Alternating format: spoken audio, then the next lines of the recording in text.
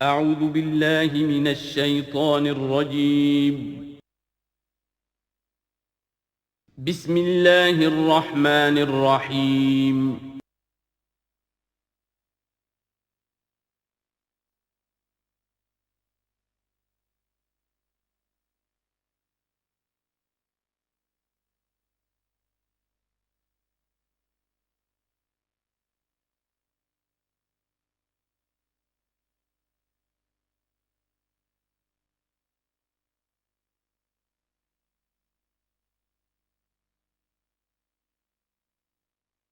الحمدللہ وکفی والصلاة والسلام علی عبادہ الذین اصطفی خصوصاً علی افضلہم وخاتم النبیین محمد الامین وعلی آلہ وصحبہ اجمعین اما بعد فاعوذ باللہ من الشیطان الرجیم بسم اللہ الرحمن الرحیم افتطمعون ان یؤمنوا لکم وقد کان فریق منہم یسمعون کلام اللہ ثم یحرفونہ من بعد ما عقلوہ وہم یعلمون صدق اللہ العظیم رب اشرح لی صدری ویسر لی امری واحلل عقدۃ من لسانی یفقہوا قولی اللہم ربنا الہمنا رشدنا واعذنا من شرور انفسنا اللہم ارنا الحق حقا وارزقنا اتباعہ وارنا الباطل باطلا وارزقنا اجتنابہ اللہم وفقنا لما تحب وترضى اللہم ربنا آنس وحشتنا فی قبورنا وارحمنا بالقرآن العظیم اللہم اجعلہ لنا اماما ونورا وہدا ورحمہ اللہم ذکرنا منہ ما نسینا وعلمنا منہ ما جہلنا وارزقنا تلاوتہ آناء اللیل وآناء النہار واجعلہ لنا حجتا یا رب العالمین آمین۔ اب تک ہم نے سورہ بقرہ کے 8 رکوع اور اس پر مستزاد صرف 3 آیات کا مطالعہ کیا ہے۔ آج میں چاہتا ہوں کہ ہماری رفتار قدر تیز ہو۔ تو یہ جو سلسلہ مضمون چل رہا ہے خطاب بے امت سابقہ امت مسلمہ بنی اسرائیل، ان کے ساتھ خطاب کا سلسلہ سورہ بقرہ میں 5ویں رکوع سے شروع ہوا اور 15ویں رکوع کے آغاز تک چلے گا۔ یہ 10 رکوع ہیں۔ عرض کر چکا ہوں بار بار، اور اس کو میں چاہتا ہوں آپ اچھی طرح ذہن نشین کر لیں کہ اس میں سے پہلا رکوع جو ہے وہ دعوت کا ہے، وہ بہت فیصلہ کن ہے۔ یہی وجہ ہے کہ دیکھیے اس رکوع کا آغاز ہوا یا بنی اسرائیل اذکروا نعمتی التی انعمت علیکم واوفوا بعہدی اوف بعہدکم وایای فارہبون، اور خود بخود ظاہر ہو رہا ہے اسلوب کلام سے کہ اگلے رکوع سے بات کا رنگ بدل گیا ہے۔ یا بنی اسرائیل اذکروا نعمتی التی انعمت علیکم وانی فضلتکم علی العالمین واتقوا یوما لا تجزی نفس عن نفس شیئا ولا يقبل منها شفاعت ولا یؤخذ منها عدل ولا هم ينصرون۔ یہ تہدید کا انداز ہے، دھمکی کا انداز ہے۔ تو میں نے عرض کیا تھا کہ 5واں رکوع اس خطاب میں بمنزلہ فاتحہ ہے، بہت اہم ہے، اور بقیہ جو 9 رکوع ہیں ان میں بریکٹ کا انداز ہے کہ 2 آیتوں سے بریکٹ شروع ہوتی ہے، انہی 2 آیتوں پر بریکٹ ختم ہوگی۔ یہ ملامت کا خطاب ہے، اور ان کے خلاف ایک مفصل فرد قرارداد جرم جو ہے وائد کی گئی ہے، جس کے نتیجے میں وہ اس منصب سے معزول کر دیے گئے جس پر 2000 برس سے فائز تھے، اور ان کی جگہ پر اب امت محمد، نئی امت مسلمہ علی صاحب الصلاۃ والسلام، اب اس کا نصب، اس کی انسٹالیشن، اور اس کی انسٹالیشن سیریمنی کے طور پر تحویل قبلہ کا معاملہ۔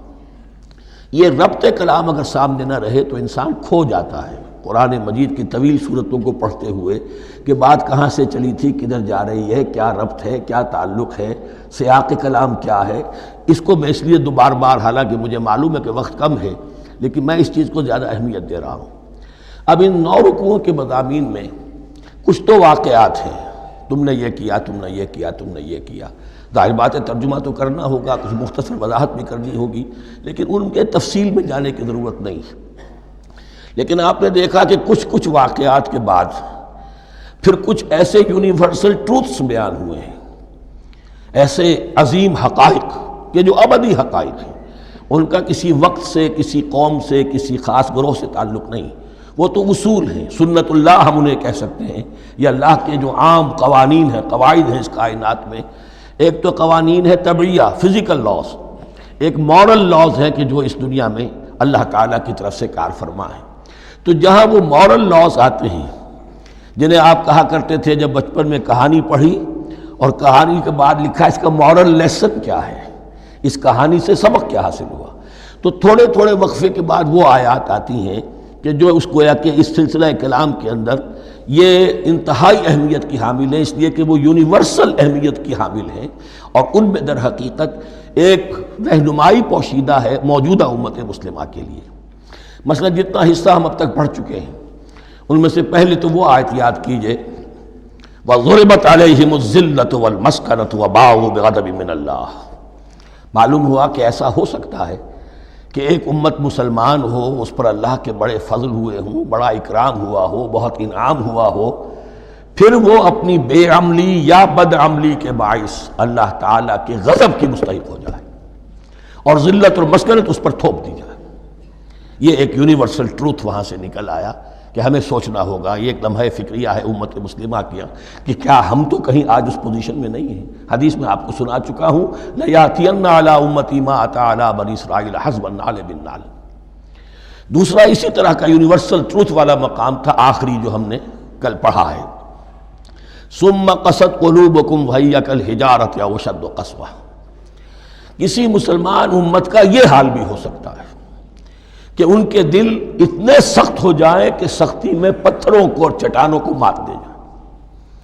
یہ بھی ایک کیفیت ہے جو سامنے آئی، حالانکہ قوم وہ ہے انی فضلتکم علی العالمین، از کجا تاب کجا، لیکن یہ حقیقت بھی ہمارے سامنے آئی کہ یہ چیزیں جو ہیں اپنی جگہ پر امکانات میں سے ہیں۔ البتہ یہاں ایک بات میں عرض کر دوں کہ اس قساوت قلبی میں پوری امت برابر مسلط جو ہے مبتلا نہیں ہوا کرتی، اس میں امت کے جو قائدین ہوتے ہیں اور امت مسلمہ کے قائدین اس کے علماء ہوتے ہیں، سب سے زیادہ شدت کے ساتھ یہ خرابی ان میں آتی ہے، اس لیے کہ باقی لوگ تو پیروکار ہیں، پیچھے چلتے ہیں، وہ اعتماد کرتے ہیں کہ یہ ہے اللہ کی کتاب کے پڑھنے والے، یہ ہے تورات کے حامل، یہ جانتے ہیں، وہ ان کے پیچھے پیچھے چل رہے ہوتے ہیں۔ لیکن جو لوگ جان بوجھ کر اللہ کی کتاب میں تحریف کر رہے ہوں، انہیں تو پتہ ہے ہم کیا کر رہے ہیں۔ جو لوگ جان بوجھ کر حق کو پہچان کر اس کا انکار کر رہے ہیں، انہیں تو پتہ ہے کہ ہم کیا کر رہے ہیں۔ در حقیقت یہ سزا ان پر آتی ہے۔ یہ بات اب ان آیات میں جو آج ہم پڑھنے چلے ہیں بہت زیادہ واضح ہو جائے گی انشاءاللہ۔ فرمایا افتطمعون ان یؤمنوا لکم، تو اے مسلمانوں کیا تم یہ توقع رکھتے ہو کہ یہ ایمان لے آئیں گے تم پر، تمہاری بات مان لیں گے؟ ظاہر بات ہے مسلمانوں کو توقع تھی کہ مشرکین مکہ تو بہت دور تھے دین سے، توحید سے دور، رسالت کا کوئی تصور ہی نہیں، کتاب کوئی ان کے پاس تھی ہی نہیں۔ یہ تو یہود ہیں اور ان کے پاس تو کتاب رہی ہے، یہ موسیٰ کے ماننے والے ہیں، یہ توحید کے علم بردار ہیں، یہ آخرت کا بھی اقرار کرتے ہیں، تو ان کو جھٹپٹ مان لینا چاہیے۔ تو جو مسلمانوں کے دل میں، عام مسلمانوں کے دل میں جو حسن ظن تھا، اب در حقیقت یہ اس کو ایڈریس کیا جا رہا ہے، افتطمعون ان یؤمنوا لکم، تمہیں بڑی طمع ہے، کوشش ہے، تمہاری خواہش ہے، آرزو ہے، تمنا ہے، توقع ہے کہ یہ بات مان لے گے تمہاری۔ وَقَدْ كَانَ فَرِيقٌ مِّنْهُمْ يَسْمَعُونَ كَلَامَ اللَّهِ ثُمَّ يُحَرِّفُونَهُ مِن بَعْدِ مَا عَقَلُوهُ وَهُمْ يَعْلَمُونَ، جبکہ حال یہ ہے کہ ان میں سے ایک جماعت، ایک گروہ وہ بھی ہے کہ جو اللہ کے کلام کو سن کر پھر اس میں تحریف کرتا رہا ہے، اس کے بعد کہ اس کو سمجھ لیتا تھا اور اچھے جان بوجھ کر تحریف کرتا تھا۔ اب ظاہر بات وہ گروہ کون ہوں گے؟ علماء ہی تو ہیں نا، عام آدمی تو تحریف نہیں کر سکتا تھا، تحریف کرنے والے تو علماء تھے۔ افتؤمنون ان یؤمنوا لکم وقد کان فریق منہم یسمعون کلام اللہ ثم یحرفونہ من بعد ما عقلوہ وہم یعلمون واذا لقوا الذین آمنوا قالوا آمنا۔ اب دیکھیے ایک بات بڑی عجیب سامنے آئے گی کہ جس طرح منافقین مسلمانوں میں تھے ایسے ہی منافقین یہود میں بھی تھے۔ یہود میں سے کچھ لوگ ایسے تھے کہ جن پر حق جب منکشف ہو گیا، اور کچھ ان کی صالح فطرت بھی تھی، اب وہ آنا چاہتے تھے اسلام کی طرف، لیکن اپنے خاندان کو، گھر والوں کو، اپنے کاروبار کو، اپنے قبیلے کو چھوڑنا بھی ممکن نہیں تھا، اور قبیلوں کی سرداری جو ہے وہ ان کے علماء یہود کے پاس ہے۔ تو دل ان کے کچھ صاف ساتھ آ چکے تھے اہل ایمان کے، اور جب وہ اہل ایمان سے ملتے تھے تو کبھی کبھی باتیں بھی بتا دیں، ہاں یہ بات جو محمد کہہ رہے ہیں یہ تورات میں لکھی ہوئی تھی، واقعی یہ بات یوں ہی تھی۔ اب اس کے بعد جب وہ جاتے تھے اپنے شیاطین کے پاس، وہی شیاطین ان کے علماء، ان کے بڑے سرکردہ لوگ، تو وہ جا کر انہیں ڈانٹ ڈپٹ کرتے تھے، بے وقوفو یہ کیا کر رہے ہو، تم یہ بات بتا رہے ہو انہیں تاکہ اللہ کے ہاں جا کر وہ تم پر حجت قائم کرے کہ انہیں پتا تھا اور پھر بھی انہوں نے نہیں مانا۔ اب یہ ان کا آپس کا مکالمہ ہو رہا ہے۔ وَإِذَا لَقُوا الَّذِينَ آمَنُوا قَالُوا آمَنَّا، اور ان میں سے کچھ لوگ ہیں کہ جب ملتے ہیں اہل ایمان سے تو وہ کہتے ہیں ہم ایمان لے آئے۔ وَإِذَا خَلَا بَعْضُهُمْ إِلَىٰ بَعْضٍ، اور جب وہ خلوت میں ہوتے ہیں ایک دوسرے کے ساتھ، قالوا وہ کہتے ہیں أَتُحَدِّثُونَهُمْ، کیا تم بتا رہے ہو ان کو، بِمَا فَتَحَ اللَّهُ عَلَيْكُمْ، وہ باتیں جو اللہ نے کھولی ہیں تم پر، لِيُحَاجُّوكُمْ بِهِ عِنْدَ رَبِّكُمْ، کہ وہ تم پر حجت قائم کریں تمہارے رب کے پاس، کہ اللہ اس نے مانا تھا کہ ہاں تورات میں یہ ہے، تو تم ذرا عقل سے کام لو اور یہ حقیقتیں جو تورات کے ذریعے سے ہمیں معلوم ہے ان مسلمانوں کو مت بتاؤ۔ اس پر اللہ کا تبصرہ کیا ہے؟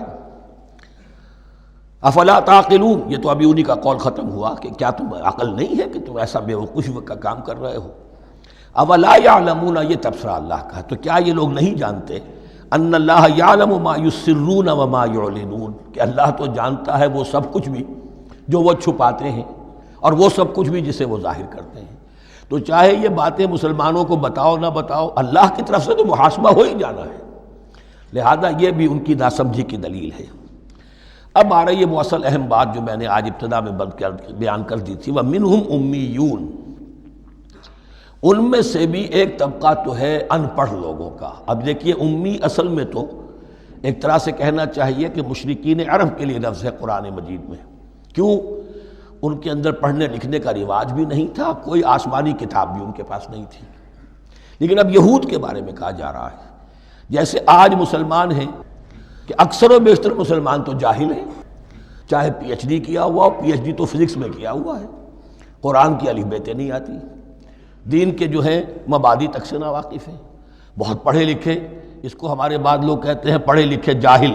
آج کی عظیم اکثریت مسلمانوں کے پڑھے لکھے مسلمانوں کی وہ پڑھے لکھے جاہلوں پر مشتمل ہے، اس میں شامل کر لیجئے ہماری اکثریت جو ہے ہی بغیر پڑھی لکھی، تو اب انہیں کیا پتہ، وہ تو سارا اعتماد کریں گے علماء پر، کوئی بریلوی ہیں بریلوی علماء پر اعتماد کریں گے، کوئی دیوبندی ہے وہ دیوبندی علماء پر اعتماد کریں گے، کوئی اہل حدیث ہے وہ اہل حدیث علماء پر اعتماد کریں گے۔ منہم امیون، اب امیون کا سہارا کیا ہوتا ہے؟ منہم امیون لا یعلمون الکتاب الا امانیہ، وہ کتاب سے تو واقف نہیں ہوتے، اپنی کچھ خواہشات ہیں کہ جن کو جانتے ہیں۔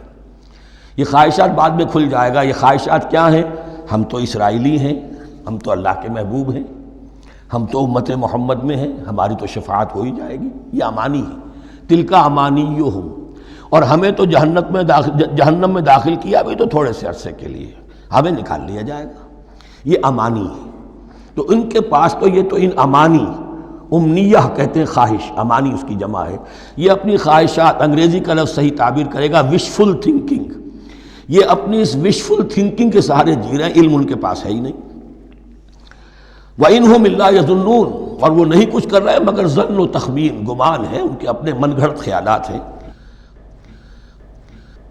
فَوَيْلٌ لِّلَّذِينَ يَكْتُبُونَ الْكِتَابَ بِأَيْدِيهِمْ، تو اصل ہلاکت اور بربادی اور ویل کے بارے میں بعض روایات یہ بھی آئی ہیں کہ وہ جہنم کا وہ طبقہ ہے جس سے خود جہنم پناہ مانگتی ہے، سخت ترین۔ تو وہ ویل، وہ تباہی جو ہے ان کے لیے ہے جو کتاب لکھتے ہیں اپنے ہاتھ سے، ثم یقولون ھذا من عند اللہ، اور پھر کہتے ہیں یہ اللہ کی طرف سے ہے، لیشتروا بہ ثمنا قلیلا، تاکہ حاصل کر لیں اس سے کچھ بڑی گھٹیا سی حقیر سی قیمت، یعنی فتویٰ نویسی جس کا معاملہ ہے۔ اب کوئی شخص آیا، اس نے ایک رائے پوچھی، انہوں نے اپنا جو بھی ہے وہ لکھا، کہا یہی دین کا تقاضا ہے، بس یہی علم ہے، یہی اللہ کی بات ہے۔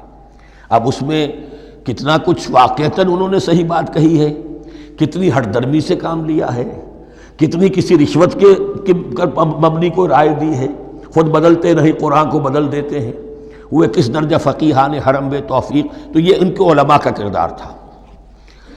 ثم یقولون ھذا من عند اللہ لیشتروا بہ ثمنا قلیلا فویل لہم مما کتبت ایدیہم، تو ہلاکت اور بربادی ہے ان کے لیے اس چیز سے کہ جو ان کے ہاتھوں نے لکھی، وویل لہم مما یکسبون، اور ان کے لیے ہلاکت اور بربادی ہے اس کمائی سے جو وہ کر رہے ہیں۔ یہ سارا دھندا جو ہے فتویٰ فروشی کا اور دین فروشی کا، اس کے لیے تباہی وہ اپنے لیے مول لے رہے ہیں، اس سے کوئی ان کو اللہ تعالیٰ کے ہاں کوئی اجر و ثواب نہیں ملے گا۔ وقالوا، اب یہ آگے امانی، وقالوا لن تمسنا النار الا ایاما معدودہ، وہ کہتے ہیں ہمیں تو آگ چھو ہی نہیں سکتی، ہاں گنتی کے چند دن، صرف یہ کہ دوسروں کی آنکھوں میں دھول جھونکنے کے لیے کہ کوئی اعتراض نہ کر دے، اللہ ہمیں آگ میں پھینکا جا رہا اور ان کو نہیں پھینکا جا رہا، یہ ہم سے بھی بدتر تھے کردار میں، تو شاید ان کا منہ بند کرنے کے لیے چند دن کے لیے ہمیں جہنم میں ڈال دیں گے، پھر فوراً نکال لیں۔ وقالوا لن تمسنا النار الا ایاما معدودہ، اور وہ کہتے ہیں کہ نہیں چھو سکتی ہمیں آگ مگر گنتی کے چند دن۔ قل اتخذتم عند اللہ عہدا، ان سے کہیے کیا تم نے اللہ سے کوئی عہد لے لیا ہے، کوئی قول و قرار ہو گیا ہے؟ فلن یخلف اللہ عہدہ، کہ تمہیں یہ یقین ہے کہ اللہ اپنے عہد کے خلاف نہیں کرے گا؟ ام تقولون علی اللہ ما لا تعلمون، یا تم اللہ کی طرف اس بات کی نسبت کر رہے ہو، تہمت لگا رہے ہو، جڑ رہے ہو یہ بات اللہ پر جو تم نہیں جانتے، جس کے لیے تمہارے پاس کوئی علم نہیں ہے۔ بلا من کسب سیئۃ، اب یہ انتہائی وہ یونیورسل ٹروتھس جو ہیں جو میں نے کہا تھا، ابدی حقائق، اس کی عظیم ترین حقیقت آ رہی ہے، نوٹ کیجئے۔ بلا، کیوں نہیں، من کسب سیئۃ، جس شخص نے جان بوجھ کر ایک گناہ کمایا، لیکن گناہ بڑا، کبائر، صغائر نہیں، سیئۃ، یہ اس کی جو تنکیر ہے وہ ایک کا فائدہ بھی دے رہی ہے اور تفخیم کا بھی۔ جس نے بھی جان بوجھ کر کسبا، ایک گناہ کمایا، فاحاطت بہ خطیئتہ، اور اس کی خطا نے اس کا گھیراؤ کر لیا، یعنی ایک ہی گناہ ہے، سود کھا رہا ہے، باقی نماز ہے، تہجد ہے، یہ ہے وہ ہے، لیکن اس ایک گناہ کی برائی بھی اتنی اس کے گرد جو ہے چھا جائے گی کہ پھر اس کی یہ ساری نیکیاں ختم ہو کر رہ جائیں، ایک گناہ۔ بلا من کسب سیئۃ واحاطت بہ خطیئتہ فاولئک اصحاب النار هم فیہا خالدون، اس میں ہمارے مفسرین نے یہ لکھا ہے کہ اس کی خطا کاری اتنی اس کے اوپر چھا جائے کہ ایمان کا کوئی اثر باقی نہ رہے۔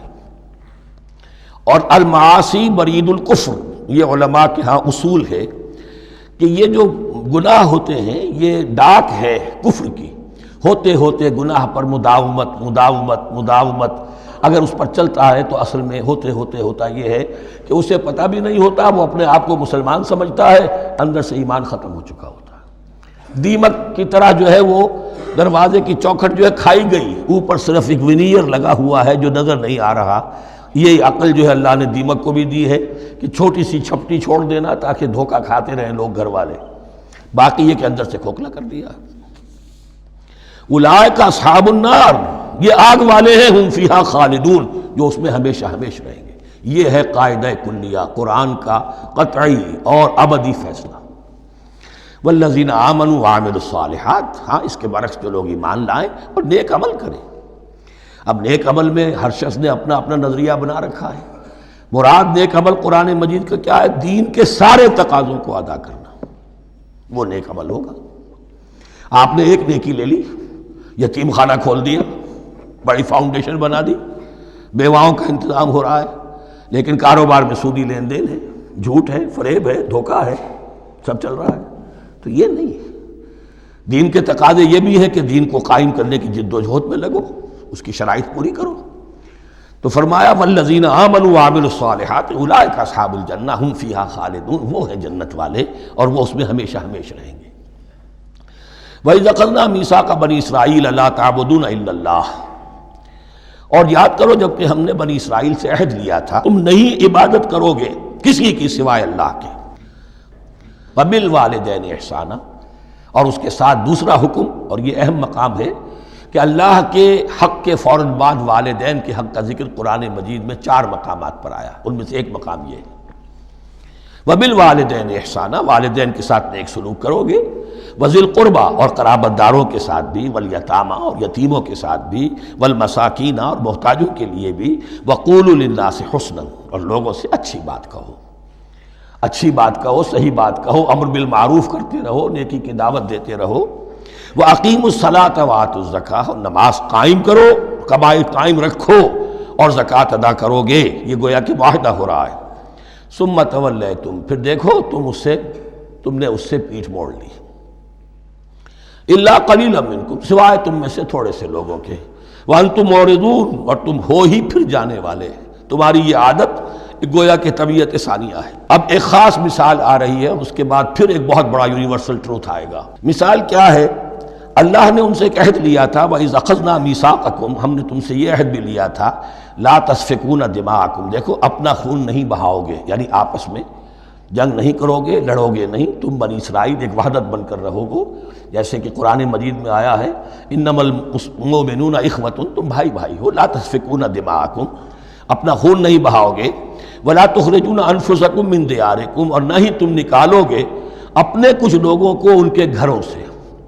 اب یہاں مجھے وضاحت کرنی پڑے گی ورنہ بات سمجھ میں نہیں آئے گی کہ جب حضرت یوشع ابن نون کی سرکردگی میں بنی اسرائیل نے فلسطین کو فتح کرنا شروع کیا اور سب سے پہلے جیریکو فتح کیا گیا شہر، اس کے بعد جب سارا فلسطین فتح کر لیا تو انہوں نے ایک مرکزی حکومت قائم نہیں کی، 12 قبیلوں نے 12 حکومتیں بنا لی، جیسے 12 چشمے تھے پانی کے ویسی 12 حکومتیں۔ اب ظاہر بات ہے جہاں 12 حکومتیں ہوں گی تو وہ طوائف الملوکی جس کو کہتے ہیں، آپس کی کھٹ پٹ ہوتی تھی، جنگیں ہوتی تھی، پھر ان میں سے ایک دوسرے پر حملہ کر کے وہاں کے لوگوں کو نکال باہر کرتے تھے، بھاگنے پر مجبور کر دیتے تھے، تو یہ تھی ان کی کیفیت۔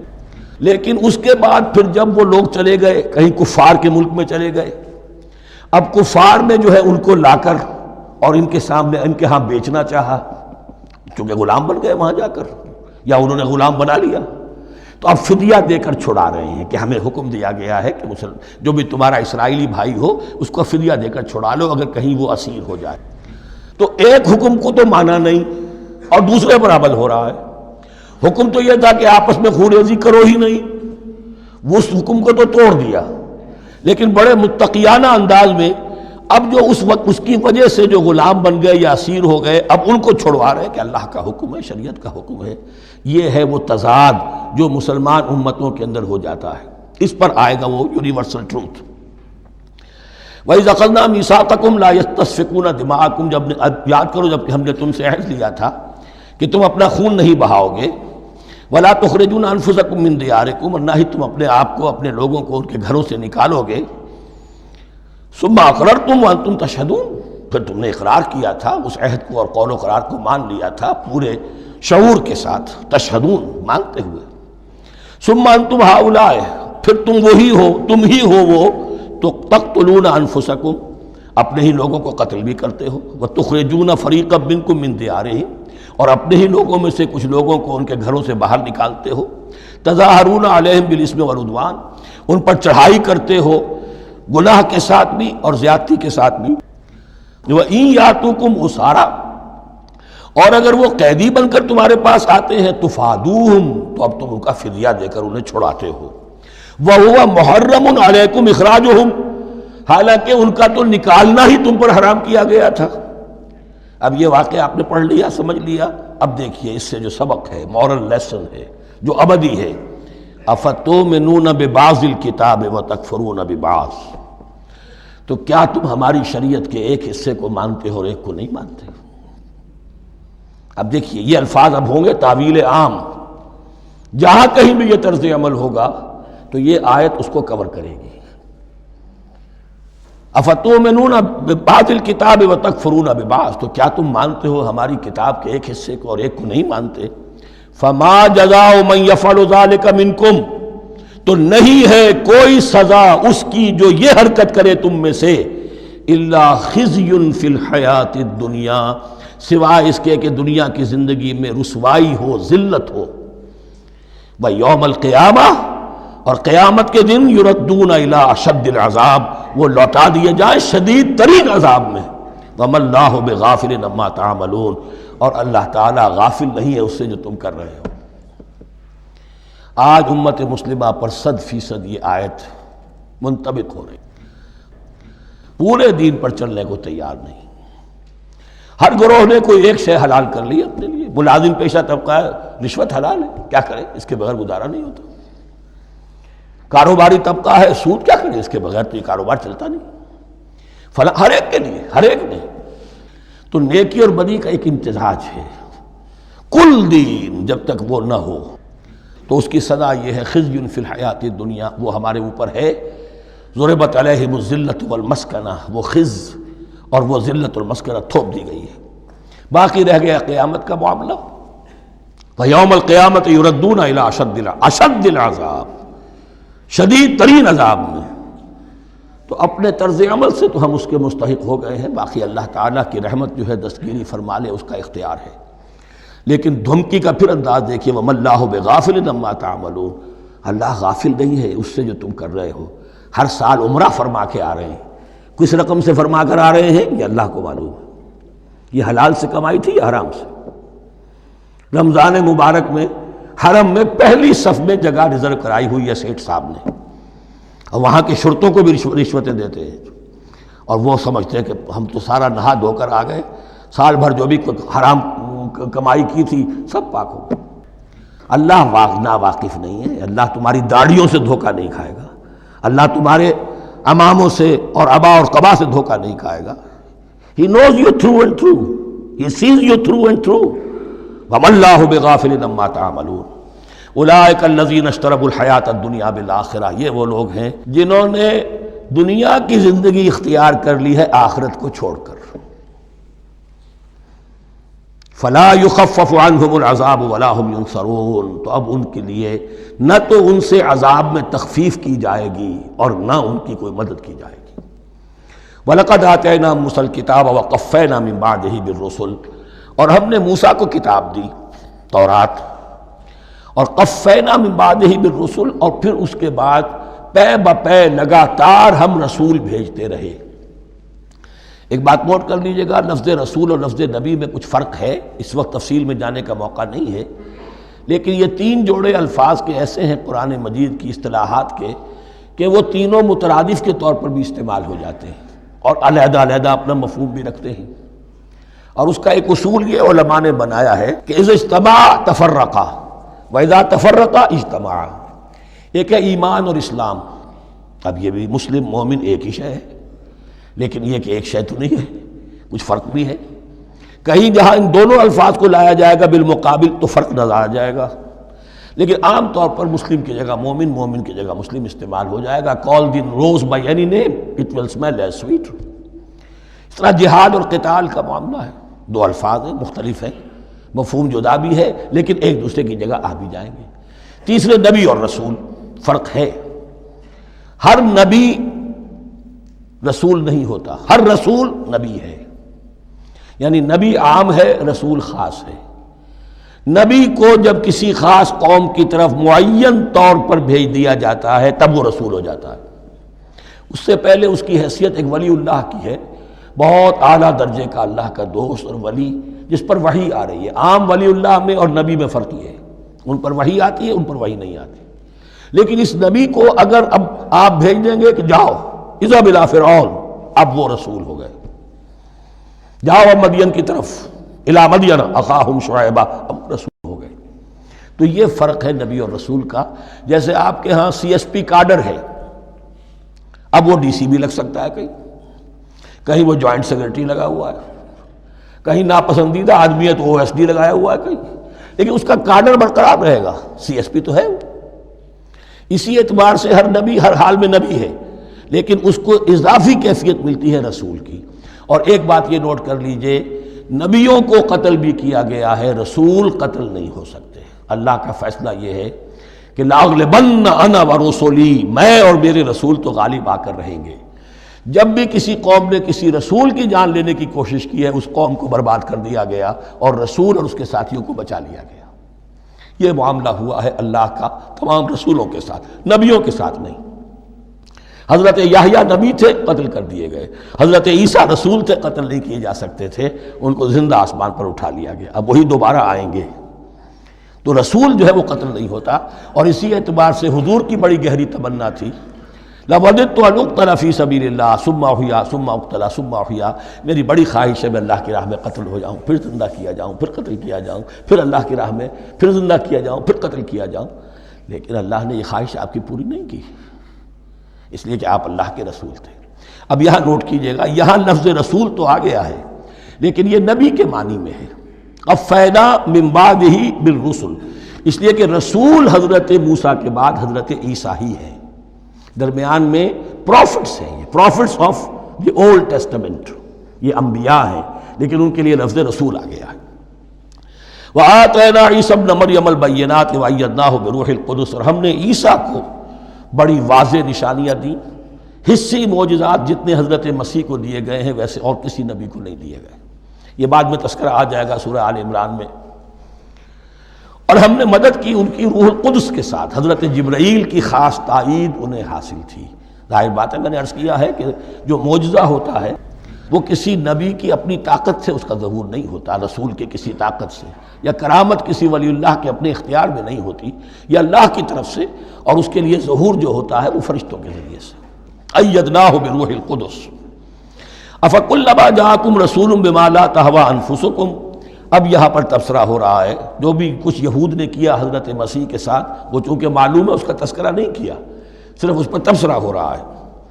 تو جب بھی کبھی تمہارے پاس کوئی رسول آیا، بما لا تہوی انفسکم، وہ چیز لے کر جو تمہارے جیوں کو، تمہارے من کو بھائی نہیں، اچھی نہیں لگی، استکبرتم، تم نے استکبار کیا، وہی استکبار جو عزازیل نے کیا تھا اور ابلیس بن گیا، ابا واستکبر، استکبرتم ففریقا کذبتم وفریقا تقتلون، تو کچھ کو تو تم نے صرف ان کی تردید ہی کی اور کچھ کو تم نے قتل بھی کیا، تقتلون، تو یہ انبیاء کے قتل ہو سکتا ہے۔ اور نمبر دو ایک رائے یہ دی گئی ہے، تقتلون جو ہے قتل تم نہیں آیا ہے، یہ فعل مضارع ہے، اور فعل مضارع کے اندر ایک فعل جاری رہتا ہے، ختم نہیں ہوتا، گویا کہ تم قتل کرنے کی کوشش کرتے رہے۔ بعض لوگوں کی تو جان کے در پہ ہو گئے۔ وَقَالُوا قُلُوبُنَا غُلْفٌ، اور انہوں نے کہا ہے کہ ہمارے دل تو غلافوں کے اندر بند ہیں۔ یہ اس کو ملائیے پہلی آیت جو آج ہم نے پڑھی ہے، أَفَتَطْمَعُونَ أَن يُؤْمِنُوا لَكُمْ، تو اے مسلمانوں کیا تم یہ توقع رکھتے ہو اور چاہتے ہو کہ یہ تمہاری بات مان لیں گے؟ ان کی اس خواہش کے جواب میں جو وہ کہتے تھے وہ یہ قول ہے، وَقَالُوا قُلُوبُنَا غُلْفٌ، ہمارے دل غلافوں میں ہیں، میاں تمہاری بات ہم پر اثر نہیں کر سکتی، جاؤ کسی اور سے بات کرو۔ آج بھی آپ کو یہ الفاظ سننے کو مل جائیں گے، قلوبنا غلف، ہمارے دل تو غلافوں میں ہیں، بڑے مضبوط ہیں، مستحکم ہیں، تمہاری بات اس میں گھر کر ہی نہیں سکتی۔ بل لعنہم اللہ بکفرہم، یہ ہے تبصرہ، جس کو یہ کہہ رہے ہیں کہ ہمارے دل محفوظ ہیں اور غلافوں میں ہیں، حقیقت میں تو ان پر لعنت ہو چکی ہے اللہ کی طرف سے ان کے کفر کی وجہ سے۔ فقلیلا ما یؤمنون، تو واقعتاً اب کم ہی ہوں گے ان میں سے جو ایمان لائیں گے۔ وَلَمَّا جَاءَهُمْ كِتَابٌ مِّنْ اللَّهِ مُصَدِّقٌ لِّمَا مَعَهُمْ، اب یہاں پر ذکر ہو رہا ہے خود حضور صلی اللہ علیہ وسلم کا، اور جب آ گئی ان کے پاس کتاب اللہ کے پاس سے، یعنی یہ قرآن، مُصَدِّقٌ لِّمَا مَعَهُمْ، جو اس کی تصدیق کرتے ہوئے آیا جو ان کے پاس ہے۔ میں اس کی وضاحت کر چکا ہوں، قرآن ایک طرف تصدیق کرتا ہے تورات اور انجیل کی، اور دوسری طرف وہ مصداق بن کر آیا ہے تورات اور انجیل کی پیشن گوئیوں کا۔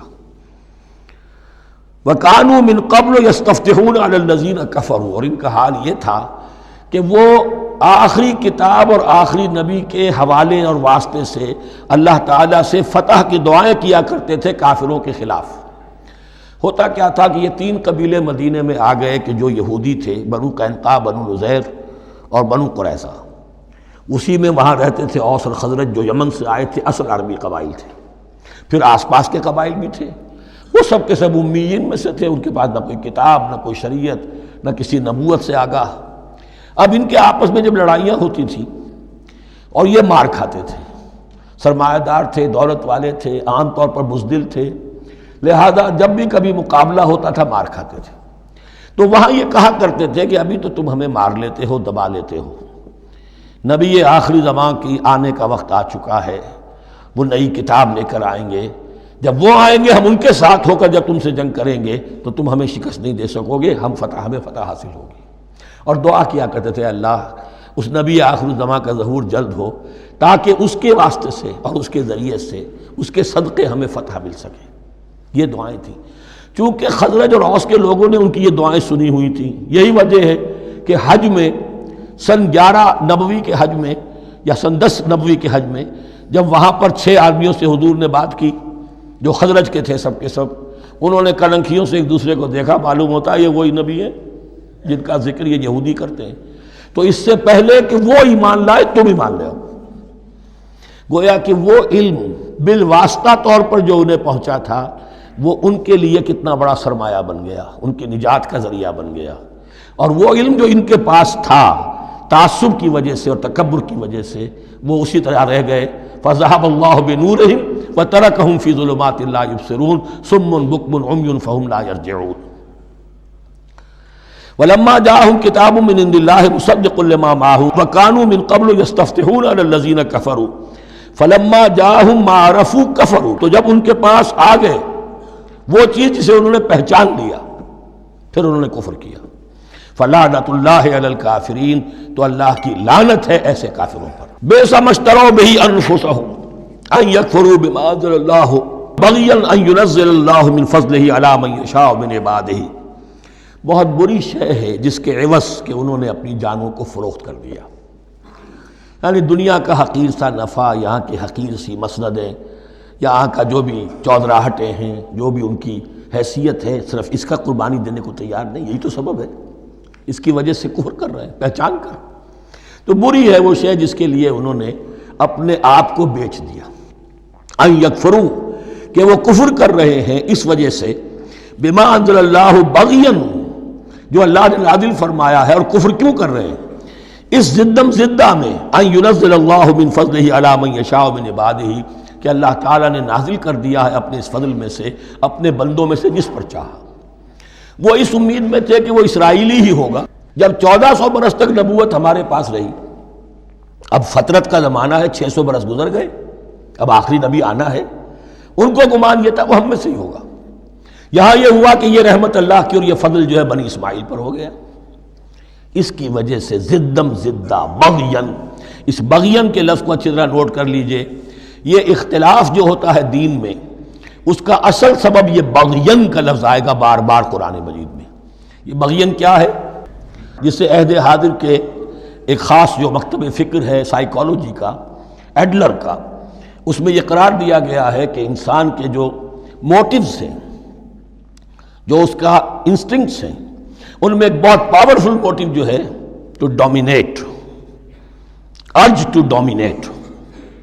میں اس کی بات کیوں مانوں، یہ کیوں نہ میری مانے، یہ ڈومینیشن۔ تو بغین، بغیہ کے معنی بھی ہے حد سے بڑھنا، تجاوز کرنا۔ تو وہ اپنی حد سے بڑھ کر دوسروں کے اوپر روب گانٹھنے کے لیے یہ سارا انہوں نے کیا، اس وجہ سے کہ بنی اسماعیل کے ایک شخص محمد صلی اللہ علیہ وسلم پر اللہ تعالیٰ نے یہ رحمت نازل فرما دی۔ فباؤوا بغضب علی غضب، تو وہ لوٹے غضب پر غضب لے کر، یعنی تہ بر تہ غضب ہے ان پر اللہ تعالیٰ کا۔ وَلِلْكَافِرِينَ عَذَابٌ مُّہِینٌ، اور ایسے کافروں کے لیے اہانت آمیز، مہین اہانت سے بنا ہے، اہانت آمیز عذاب ہے۔ وَإِذَا قِيلَ لَهُمْ آمِنُوا بِمَا أَنزَلَ اللَّهُ، اور جب ان سے کہا جاتا ایمان لاؤ اس پر جو اللہ نے نازل فرمایا، قَالُوا نُؤْمِنُ بِمَا أُنزِلَ عَلَيْنَا، ہم ایمان رکھتے ہیں اس پر جو ہم پر نازل ہوا۔ وَيَكْفُرُونَ بِمَا وَرَاءَهُ، اور وہ کفر کر رہے ہیں جو اس کے پیچھے ہے۔ انہوں نے انجیل کا کفر کیا، حضرت مسیح کو نہیں مانا۔ انہوں نے محمد کا کفر کیا ہے صلی اللہ علیہ وسلم، اور قرآن کو نہیں مانا۔ وَهُوَ الْحَقُّ مُصَدِّقًا لِمَا مَعَهُمْ، اور وہ کفر کر رہے ہیں حالانکہ وہ حق ہے، سچ ہے، درست ہے، اور تصدیق کرتے ہوئے آیا ہے اس کی جو ان کے پاس ہے۔ قل، اے نبی ان سے کہیے، فَلِمَ تَقْتُلُونَ أَنبِيَاءَ اللَّهِ، یہاں وہ لفظ واضح ہو گیا، تو پھر کیوں تم قتل کرتے رہے ہو اللہ کے نبیوں کو، من قبل، اس سے پہلے۔ ایسے ہی حق پرست ہو، ایسے ہی جو کچھ تم پر نازل کیا گیا اس پر ایمان رکھنے والے ہو، تو تم نے نبیوں کو کیوں قتل کیا؟ تم نے زکریا کو کیوں قتل کیا علیہ الصلوۃ والسلام؟ تم نے یحییٰ کو کیوں قتل کیا علیہ الصلوۃ والسلام؟ تمہارے تو ہاتھ جو ہے نبیوں کے خون سے آلودہ ہیں۔ فَلِمَ تَقْتُلُونَ أَنْبِيَاءَ اللَّهِ مِنْ قَبْلِ إِن كُنتُم مُؤْمِنِينَ، اگر واقعتاً تم ایمان والے ہو. وَلَقَدْ جَاءَكُم مُوسَىٰ بِالْبَيِّنَاتِ، تمہارے پاس موسیٰ آئے تھے کھلی تعلیمات لے کر، واضح معجزے لے کر. ثُمَّ اتَّخَذْتُمُ الْعِجْلَ مِن بَعْدِهِ، پھر تم نے اس کے بعد اس کی غیر حاضری میں بچھڑے کو اپنا معبود بنا لیا. وَأَنْتُمْ ظَالِمُونَ، اور تم ظالم ہو. وَإِذْ أَخَذْنَا مِيثَاقَكُمْ وَرَفَعْنَا فَوْقَكُمُ الطُّورَ، یاد کرو جب کہ ہم نے تم سے عہد لیا تھا اور تمہارے اوپر کوہ طور کو معلق کر دیا تھا. خُذُوا مَا آتَيْنَاكُمْ بِقُوَّةٍ، پکڑو اس کو مضبوطی کے ساتھ جو ہم نے تمہیں دیا ہے. وَاسْمَعُوا، اور سنو. قَالُوا سَمِعْنَا وَعَصَيْنَا، انہوں نے کہا ہم نے سنا اور نافرمانی کی. یہ ان کی ایک اور بیماری تھی، الفاظ کو ذرا سا چکر دے کر ایسے پڑھنا کہ مفہوم جو ہے بالکل بدل جائے. کوئی اعتراض کہے تو کہے گا کوئی شخص کہ اپنے کانوں کا جا کے میل نکلوائیے، میں نے تو اطعنا کہا تھا، آپ کو عصینا سننے میں آ گیا. لیکن وہ اپنے لوگ جو ہوتے تھے ان کے منافقوں کے، اور آپس میں جو ہوتے تھے وہی منافق اس وقت حضرت موسیٰ کے ساتھ، کردار تو ایک ہی رہا ہے ہمیشہ سے. اس کردار کے لوگ جو ہیں یہ حرکتیں کرتے تھے، اور پھر ان سے سرزنش کی جاتی کہ بھائی ہم نے تو کہا تھا سمعنا واطعنا، آپ کے اپنی سماعت میں کوئی خلل ہوگا. قالوا سمعنا وعصینا، ہم نے سنا اور ہم نے رد کیا، نافرمانی کی. وَأُشْرِبُوا فِي قُلُوبِهِمُ الْعِجْلَ بِكُفْرِهِمْ، اور ان کے اس کفر کی پاداش میں یا کفران نعمت کی سزا کے طور پر ان کے دلوں میں بچھڑے کی محبت اور تقدس جو ہے وہ پلا دیا گیا. قُلْ بِئْسَ مَا يَأْمُرُكُمْ بِهِ إِيمَانُكُمْ إِن كُنتُم مُؤْمِنِينَ، کہیے ان سے بری ہیں یہ باتیں، برا ہے وہ جس کا کہ حکم دے رہا ہے تمہیں تمہارا ایمان کے ساتھ یہ حرکتیں. ان کنتم مومنین، اگر تم مومن ہو تو کیا ایمان کے ساتھ یہ حرکتیں ممکن ہوتی ہیں؟ قل ان كانت لكم الدار الآخرة عند الله خالصة من دون الناس فتمنوا الموت ان كنتم صادقین. پھر یہ ایک یونیورسل ٹروتھ آ رہا ہے بہت اہم، اس کو کرتے ہوئے خود انٹروسپیکشن کی ضرورت ہے پڑھتے ہوئے. کیونکہ ان کا یہ خیال تھا نحن ابناء اللہ واحباؤہ، ہم تو اللہ کے بڑے چہیتے ہیں، بڑے لاڈلے ہیں، اولیاء ہیں، ہم پسندیدہ لوگ ہیں. We are the chosen people of the Lord, یہ ان کا کہنا جو ہے یہ تو ان کی بڑی کھلی بات ہے. اور ان کا کہنا ہے کہ آخرت کا گھر تو ہمارے لیے ہے ہی ہے، اٹھا لو. اب دیکھیے لٹمس ٹیسٹ ان کے سامنے رکھا جا رہا ہے، لیکن یہ لٹمس ٹیسٹ میرے اور آپ کے لیے بھی ہے. قل ان كانت لكم الدار الآخرة عند الله خالصة من دون الناس، اے نبی ان سے کہیے کہ اگر تمہارے لیے آخرت کا گھر اللہ کے پاس خالص کر لیا گیا ہے دوسرے لوگوں کو چھوڑ کر، یعنی تمہاری ریزرویشن ہو چکی ہے وہاں، تمہارے لیے تو جنت ہی جنت ہے.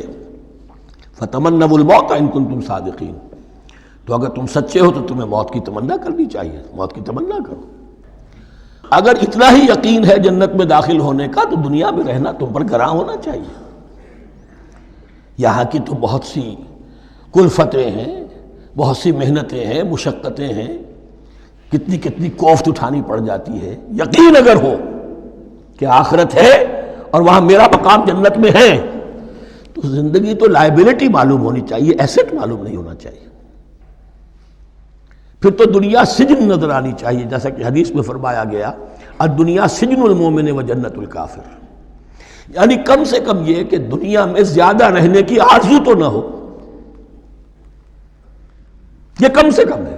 آخرت پر ایمان، اور اگر اپنا معاملہ اللہ کے ساتھ خلوص پر ہے، دھوکے بازی پہ نہیں ہے.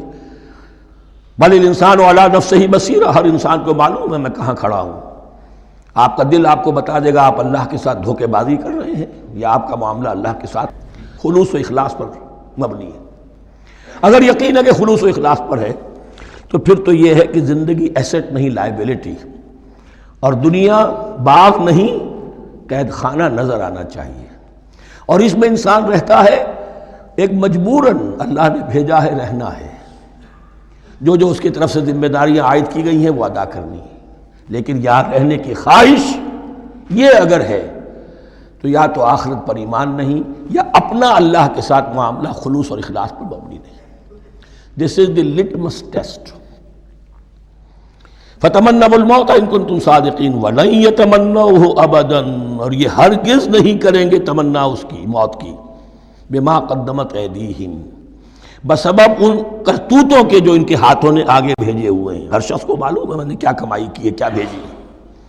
واللہ علیم بالظالمین، اور اللہ ان ظالموں سے بخوبی واقف ہے۔ وَلَتَجِدَنَّهُمْ أَحْرَصَ النَّاسِ عَلَىٰ حَيَاةٍ، اور تم انہیں دیکھو گے اس دنیا کی زندگی پر تمام انسانوں سے بڑھ کر حریص ہیں۔ وَمِنَ الَّذِينَ أَشْرَكُوا، یہاں تک کہ مشرکوں سے زیادہ حریص ہیں۔ اور یہ بات صحیح ہے، اہل ایمان کے ساتھ مقابلہ مشرکین نے کیا، کھل کر میدان میں آ کر کیا، ڈٹ کر کیا، اپنی جانیں اپنے باطل معبودوں کے لیے قربان کی۔ یہودی نہیں لڑ سکے، من ورائے جدر، فصیلوں کے پیچھے سے اور ادھر سے، لیکن سامنے آ کر مقابلہ نہیں کر سکے، اس لیے کہ انہیں جانیں بہت عزیز تھیں۔ وَلَتَجِدَنَّهُمْ أَحْرَصَ النَّاسِ عَلَىٰ حَيَاةٍ وَمِنَ الَّذِينَ أَشْرَكُوا، حتیٰ یہ کہ مشرکین سے بھی زیادہ یہ دنیا کی زندگی کے حریص ہیں۔ یود احدہم لو یعمر الف سنہ، ان میں سے ہر ایک کی یہ خواہش ہے کہ کسی طرح اس کی عمر 1000 برس ہو جائے۔ وما ہوا بمزحزحہ من العذاب ان یعمر، اور اگر ان کو معمر کر بھی دیا جائے، طویل زندگی دے بھی دی جائے، تو عذاب سے تو چھٹکارا نہیں ملے گا، آخرت تو بالآخر تو آنی ہے۔ واللہ بصیر بما یعملون، اور اللہ دیکھ رہا ہے جو کچھ کہ وہ کر رہے ہیں۔ قل من کان عدوا لجبریل فانہ نزلہ علی قلبک، اب جیسا کہ میں نے عرض کیا کہ ان کا خیال یہ تھا کہ آخری نبوت کا وقت تو قریب ہے، ہوگا وہ کوئی اسرائیلی، ہوگا ہم میں سے۔ معاملہ ہو گیا تلپٹ، اللہ نے ان کی آزمائش اتنی بڑی کر لی کہ جنہیں حقیر سمجھتے تھے، بڑی امیین ہیں، ان پڑھ ہیں، نہ ان کے پاس کتاب، نہ کوئی شریعت، نہ کوئی قانون، نہ کوئی ضابطہ، کچھ بھی نہیں۔ اللہ نے ان میں سے ایک آدمی کو، ایک شخص کو چن لیا، لہذا ان کے لیے اب ان کے اندر دشمنی پیدا ہوئی۔ کس سے؟ گالیاں دینے لگے حضرت جبرائیل کو، اس نے دشمنی کی ہمارے ساتھ، آ تو رہا تھا پیغام ہم میں سے کسی کے لیے، لے گیا ادھر۔ اور یہ بات آپ کو شاید بڑی عجیب لگے، لیکن یہ کہ شیخ احمد سرہندی رحمۃ اللہ علیہ نے اپنے مکاتیب میں یہ لکھا ہے کہ اہل تشیع کا ایک فرقہ ایسا بھی رہا ہے، میں نہیں جانتا کہ آج بھی ہے یا نہیں ہے، جس کو غرابیہ کہتے تھے۔ غرابیہ، ان کا عقیدہ یہ تھا کہ حضرت محمد صلی اللہ علیہ وسلم اور حضرت علی رضی اللہ تعالی عنہ، ان کی ارواح بالکل ایک دوسرے کے ایسے مشابہ تھیں جیسے ایک کوا دوسرے کوے کے مشابہ ہوتا ہے، غراب کوے کو کہتے ہیں۔ تو جبریل دھوکہ کھا گئے، وہ وہی اللہ نے بھیجی تھی علی کے لیے، لے گئے محمد کے پاس صلی اللہ علیہ وسلم۔ تو یہ بات جو شیخ احمد سرہندی کی لکھی ہوئی غرابیہ فرقہ ان کا، مجھے یہ نہیں معلوم کہ اب بھی ہیں یا نہیں ہے، لیکن یہ بات یہود کے ہاں جو ہے وہ موجود تھی۔ اور بات جان لیجئے، لَيَأْتِيَنَّ عَلَىٰ أُمَّتِي مَا أَتَىٰ عَلَىٰ بَنِي إِسْرَائِيلَ حَسْبَ النَّعْلِ بِالنَّعْلِ، اس کی حقیقت اور سے اور منکشف ہوتی چلی جائے گی۔ تو اب یہاں فرمایا قُلْ مَنْ كَانَ عَدُوًّا لِجِبْرِيلَ، اے نبی کہہ دیجئے جو کوئی بھی دشمن ہو گیا ہو جبرائیل کا، فَإِنَّهُ نَزَّلَهُ عَلَىٰ قَلْبِكَ بِإِذْنِ اللَّهِ، تو اس نے تو نازل کیا ہے اس قرآن کو آپ کے دل پر اللہ کے حکم سے، جبرائیل کا اپنا اختیار تو نہیں تھا۔ مصدقا لما بین یدیہ، اور یہ تصدیق کرتے ہوئے آیا ہے اس کی جو اس کے سامنے موجود ہے، وہدی وبشریٰ للمؤمنین، اور ہدایت اور بشارت ہے اہل ایمان کے لیے۔ اور اس کے بعد اب فرمایا جا رہا ہے کہ اللہ اور اس کے رسول اور اس کے ملائکہ یہ ایک آرگینک ہول ہیں، یہ ایک جماعت ہے، ان میں کوئی رکھنا نہیں ہو سکتا، ان میں کوئی اختلاف نہیں ہو سکتا۔ اگر کوئی جبریل کا دشمن ہے تو وہ اللہ کا دشمن ہے، اگر کوئی اللہ کے سچے رسول کا دشمن ہے تو وہ اللہ کا دشمن ہے، جبریل کا بھی دشمن ہے۔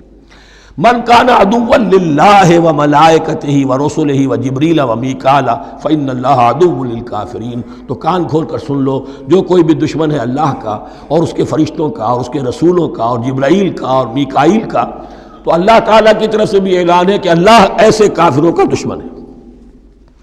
وَلَقَدْ أَنزَلْنَا إِلَيْكَ آيَاتٍ بَيِّنَاتٍ، اور اے نبی ہم نے آپ کی طرف نازل کر دی ہیں روشن آیات۔ وَمَا يَكْفُرُ بِهَا إِلَّا الْفَاسِقُونَ، اور انکار نہیں کرتے ان کا مگر وہی کہ جو سرکش۔ وَمَا يُضِلُّ بِهِ إِلَّا الْفَاسِقِينَ، تیسرے رکوع میں جو سورہ بقرہ کے الفاظ آئے تھے۔ أَوَكُلَّمَا عَاهَدُوا عَهْدًا نَبَذَهُ فَرِيقٌ مِّنْهُمْ، تو جب بھی کبھی انہوں نے کوئی عہد کیا، اللہ سے میثاق کیا، اللہ کے رسولوں سے کوئی عہد کیا، نبذہ فریق منہم، ان میں سے ایک گروہ نے اس معاہدے کو پھینک دیا اٹھا کر۔ بل اکثرہم لا یؤمنون، بلکہ ان کی اکثریت جو ہے ایمان سے خالی ہے، جیسا کہ حال آج امت مسلمہ کا ہے۔ مسلمان ہیں، ایمان حقیقی، ایمان قلبی، یقین والا ایمان وہ کتنوں کو حاصل ہے؟ ڈھونڈ اب ان کو چراغ رخ زیبا لے کر۔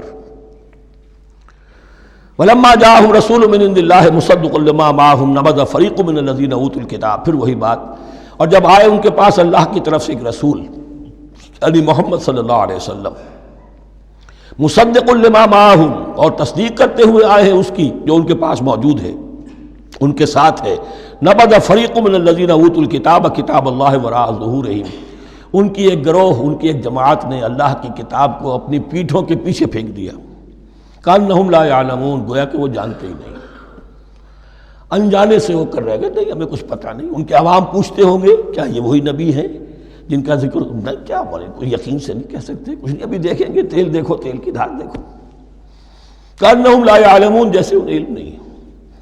وَاتَّبَعُوا مَا تَتْلُو الشَّيَاطِينُ عَلَىٰ مُلْكِ سُلَيْمَانَ، اب ایک اور حقیقت نوٹ کیجئے، جب کسی مسلمان امت میں دین کی اصل حقیقت، اصل تعلیمات سے بہت پیدا ہوتا ہے تو رجحان کدھر ہو جاتا ہے؟ جادو، ٹونا، ٹوٹکا، تعویذ، عملیات، قرآن کی عملیات۔ قرآن اترا تھا کسی اور کے لیے، کام کے لیے، یہ اس کو ذریعہ بناتے ہیں دشمن کو زیر کرنے کے لیے۔ محبوب آپ کے قدموں میں آ کر گرے گا، عمل قرآنی ہے، اتنے 100 روپے کا آپ لے جائیے تو مل جائے گا۔ یہ دندے ہمارے ابھی چل رہے ہیں، خوب چلتے ہیں، اور میں سمجھتا ہوں کہ سب سے زیادہ فلرشنگ کاروبار جو ہے وہ اس طرح کا ہے۔ ہینگ لگے نہ پھٹکڑی، نہ آپ کو کوئی اس میں محنت کرنے کی ضرورت ہے، نہ اس کے اندر آپ کو انویسٹ کرنے کی ضرورت ہے، اور کاروبار چلتا۔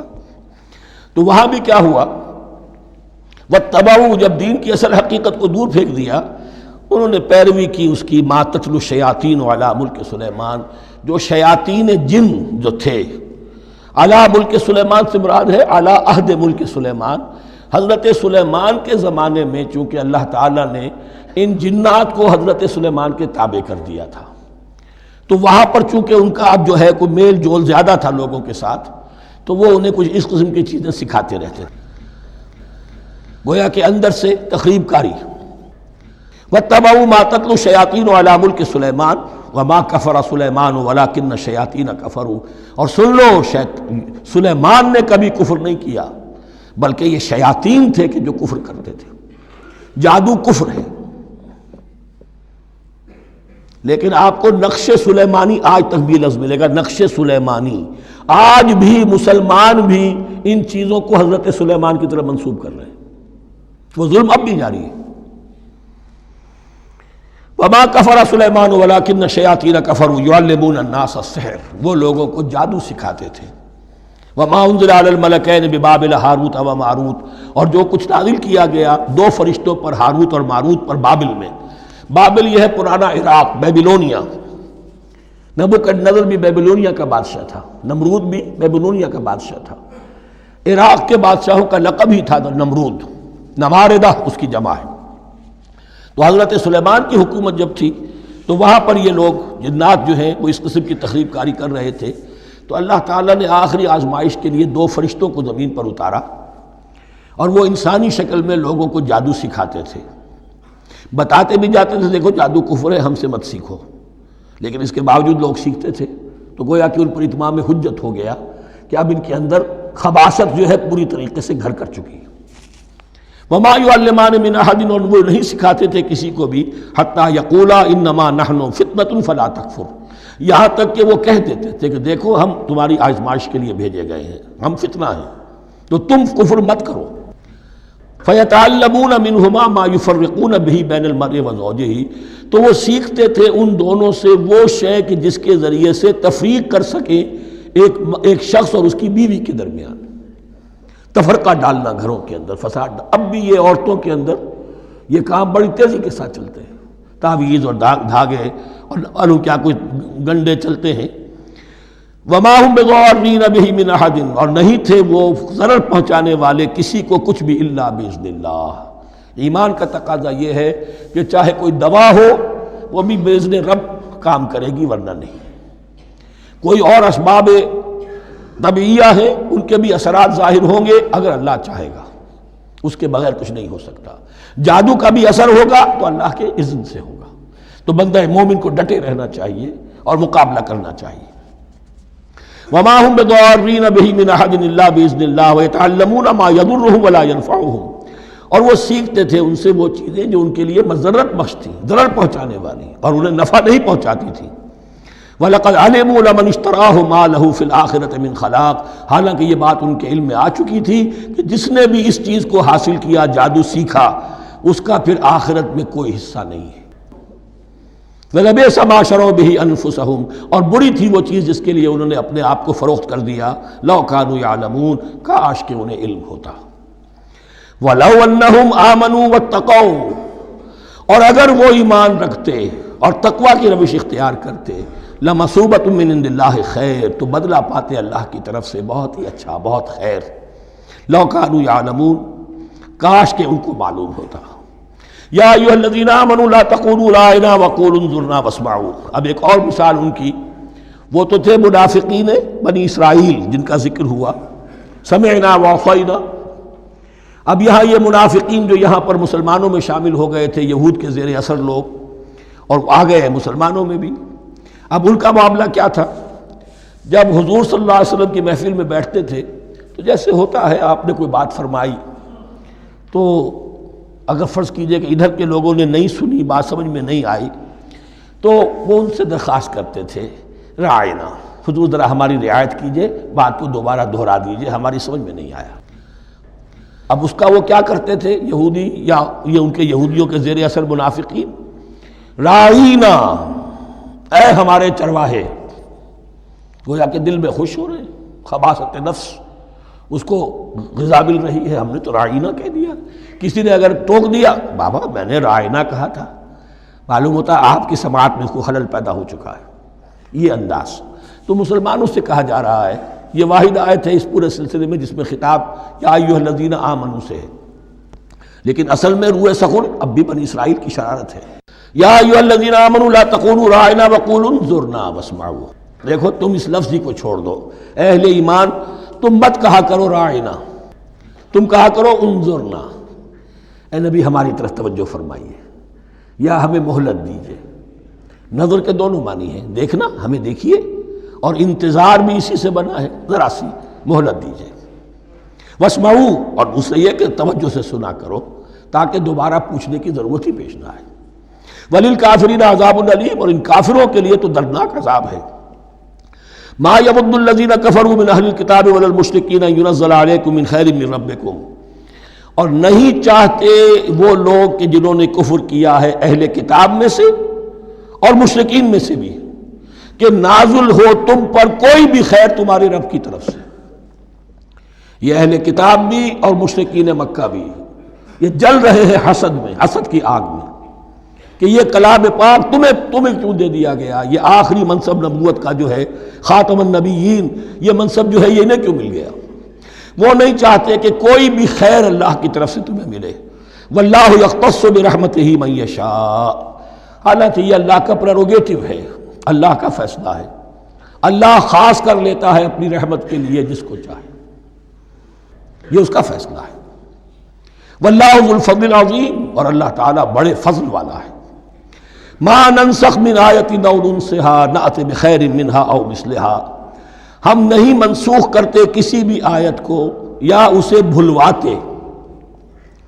ایک تو ہے ننسخ، منسوخ کر دینا، ایک ہے حافظے سے ہی کسی کے محو کر دینا۔ ما ننسخ من آیت او ننسها نأت بخیر منہا، تو ہم اس کی جگہ پر اس سے بہتر لے آتے ہیں، او مثلہا، یا ویسی ہی لے آتے ہیں۔ الم تعلم ان اللہ علی کل شیء قدیر، کیا تم یہ نہیں جانتے کہ اللہ تعالیٰ ہر چیز پر قدرت رکھتا ہے، اسے ہر شے کا اختیار ہے۔ الم تعلم ان اللہ لہ ملک السماوات والارض، کیا تم نہیں جانتے کہ اللہ کے لیے ہی اختیار مطلق ہے، بادشاہی ہے آسمانوں اور زمین کی۔ وما لکم من دون اللہ من ولی ولا نصیر، اور نہیں ہے تمہارے لیے اللہ کے سوا کوئی بھی نہ ولی اور نہ مددگار۔ بارک اللہ لی ولکم فی القرآن العظیم ونفعنی وإیاکم بالآیات۔ Subscribe to our channel by clicking the subscribe button. Click the bell button and enjoy the latest uploads from our channel.